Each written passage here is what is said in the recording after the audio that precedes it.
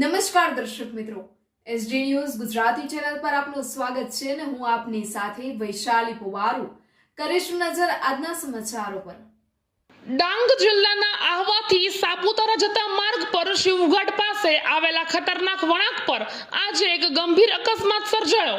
મળતી માહિતી અનુસાર આઈસર ટેમ્પો નંબર GJ03BY7937 રાજકોટથી પ્લાસ્ટિકની બેગ લઈને મહારાષ્ટ્રના અહેમદનગર જિલ્લાના રાહુરી તરફ જતો હતો। એ દરમિયાન શિવઘાટની આગળના વળાંક પર કેટલાક અજાણ્યા બાઇક સવારો સેલ્ફી લેવા માટે પોતાની બાઇક ઊભી રાખી દીધી હતી। એ જ સમયે સામેથી આવતી કારને અને બાઇક ચાલકોને બચાવવા માટે ટેમ્પો ચાલકે સ્ટીયરિંગ પરનો કાબુ ગુમાવ્યો।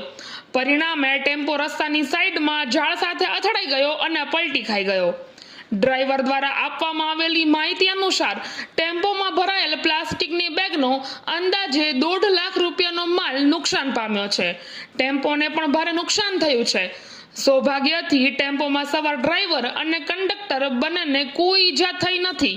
બંને સહી સલામત હોવાનું જાણવા મળ્યું છે। આ ઘટનાને કારણે માર્ગ પર થોડા સમય માટે વાહન વ્યવહાર પ્રભાવિત રહ્યો હતો।